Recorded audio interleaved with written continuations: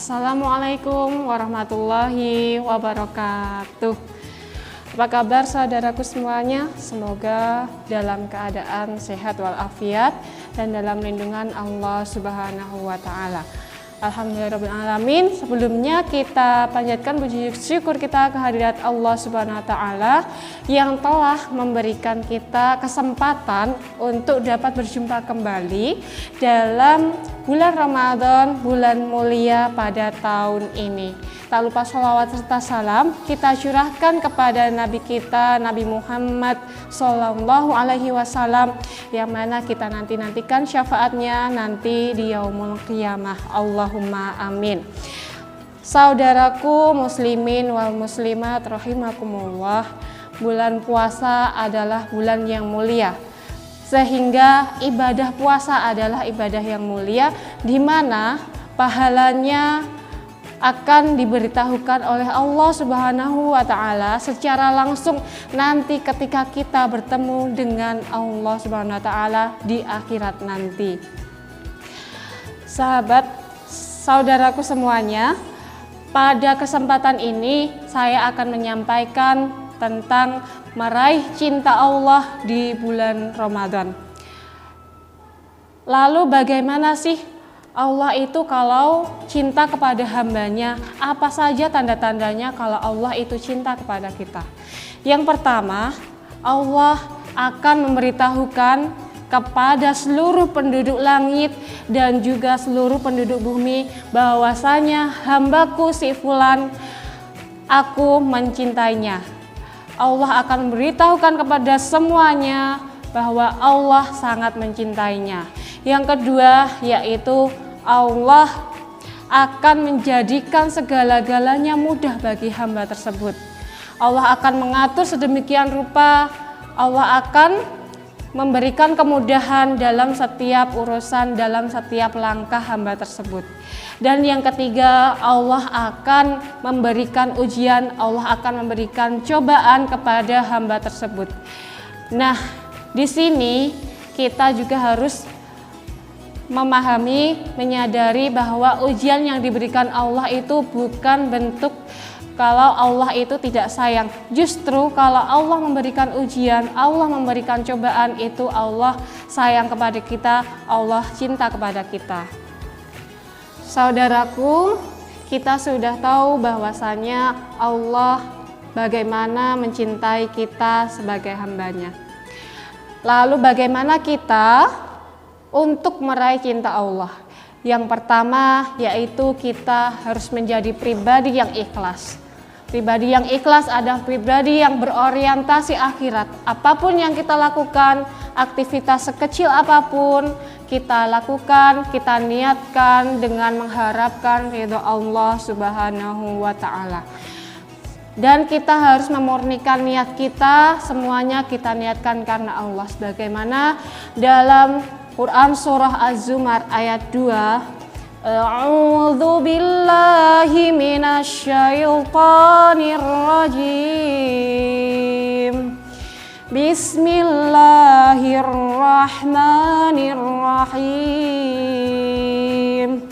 Inna anzalna ilaikal kitaba bil haqq fa'budillaha mukhlishal lahuddin. Sesungguhnya Allah telah menurunkan kitab kepada kita yang membawa kebenaran. Maka sembahlah Allah dengan memurnikan ketaatan kepadanya. Sahabatku semuanya, jika kalian akan saya berikan susu murni 100%, saya yakin sahabat semuanya pasti akan mau menerimanya. Akan tetapi jika saya menambahkan 0,0001% saja kotoran ayam, saya yakin semuanya tidak ada yang mau, walaupun sudah diaduk campur tidak terlihat warnanya. Begitu juga dengan ibadah, dengan setiap aktivitas harus kita niatkan kepada Allah Subhanahu wa taala. Saya akan berikan sebuah contoh ilustrasi Jika sahabat semuanya ingin berbuat kebaikan, katakanlah ingin memasak, memberikan takjil kepada saudara, kepada keluarga, tetangga terdekat. Dan jika tetangga atau keluarga atau saudara tersebut memberikan celaan, memberikan sesuatu yang tidak baik kepada kita, apakah sahabat semuanya mau menerimanya dan mau memberikannya kembali, memberikan sesuatu yang baik, memberikan masakan tersebut kembali dengan tentunya yang lebih baik? Jika sahabat semuanya akan memberikan kembali atau berbagi kembali, maka itulah yang disebut dengan orang yang ikhlas. Susah? Ya, tentunya susah. Lalu bagaimana caranya untuk menjadi orang yang ikhlas? Yang pertama yaitu dengan mengenal sifat Allah yang terbaik. Mengenal sifat Allah seperti Allah itu Ar-Rahman, Allah Ar-Rahim yang maha pengasih dan maha penyayang, Allah Al-Ghani, Allah Al-Ghafur dan sebagainya. Yang kedua, kita memahami Allah. Kita memahami Allah, apa sih yang Allah inginkan dari kita? Allah ingin kita itu melaksanakan apa? Yang ketiga, mentauhidkan Allah, mengesahkan Allah, tidak menyekutukannya dengan yang lain. Dan yang terakhir, jika kita sudah melaksanakan yang ketiga, maka kita mencintai Allah dengan sebenar-benar cinta tanpa dengan mencampurinya dengan yang lain. Ada seorang anak yang telah benar-benar menempuh atau memberikan cintanya seutuhnya kepada Allah. Anak tersebut seorang hafidhah di mana tidak bisa melihat dunia yang mana sebagaimana bisa kita lihat saat ini. Dan apa yang dia katakan ketika ada orang yang bertanya, "Nak, apa yang ingin kamu lihat jika kamu bisa melihat saat ini?" "Tidak, saya tidak ingin melihat dunia, tapi yang saya ingin lihat pertama kali adalah wajah Allah Subhanahu wa Ta'ala." Masya Allah, itulah yang sebenar-benarnya cinta kepada Allah. Lalu cara meraih cinta Allah yang kedua yaitu dengan banyak-banyak memohon ampun kepada Allah. Setiap kita pasti memiliki dosa, setiap kita pasti memiliki kesalahan. Kemudian kalau kita mengaku sebagai orang yang beriman, kita harusnya sebanyak-banyak mohon ampun kepada Allah. Karena sebanyak apapun dosa kita, tapi Allah itu ampunannya lebih luas, Allah itu maha pengampun, lebih besar ampunannya dari dosa-dosa kita. Terlebih pada bulan Ramadan yang bulan penuh ampunan ini, jangan kita sia-siakan begitu saja. Jangan sampai bulan Ramadan habis, tapi dosa kita masih belum habis. Maka pada bulan yang mulia ini kita perbanyak mohon ampun kepada Allah, sehingga nanti ketika selesai Ramadan kita sudah dalam keadaan fitri, sudah dalam keadaan suci, sehingga siap untuk melanjutkan amalan-amalan yang baik pada bulan Ramadan.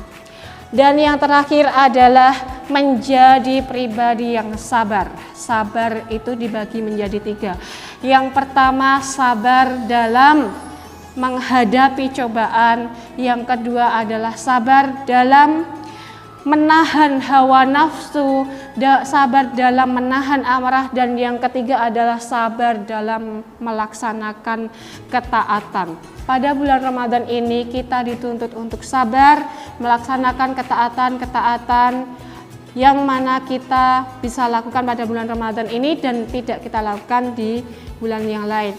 Kita disunahkan untuk memprioritaskan 5 amalan ini. Tolong untuk dilakukan dan diprioritaskan pada bulan ini. Yang pertama adalah memperbanyak bacaan Al-Quran. Karena bulan ini adalah bulan turunnya Al-Quran, maka kita dianjurkan untuk memperbanyak bacaan Al-Quran. Yang kedua adalah memperbanyak sedekah, karena sedekah adalah amalan yang akan dilipat gandakan oleh Allah Subhanahu wa Ta'ala. Yang ketiga adalah sholat malam atau sholat lail. Yang keempat adalah melakukan iktikaf. pada 10 hari terakhir, 10 malam terakhir bulan Ramadan. Dan yang kelima, yang terakhir adalah melaksanakan umroh di bulan Ramadan, di mana pahalanya sama atau setara dengan melaksanakan ibadah haji. Baik saudaraku sekalian, mari kita perbanyak mohon ampun kepada Allah pada bulan Ramadan ini, dan kita ikhtiarkan semoga Allah dapat kita raih cintanya, kita optimalkan ikhtiar kita, semoga kita dapat meraih cinta Allah Subhanahu wa Ta'ala. Sekian dari saya, bila ada benarnya itu tentu dari Allah Subhanahu wa Ta'ala, bila ada salahnya dari saya mohon maaf. Wassalamualaikum warahmatullahi wabarakatuh.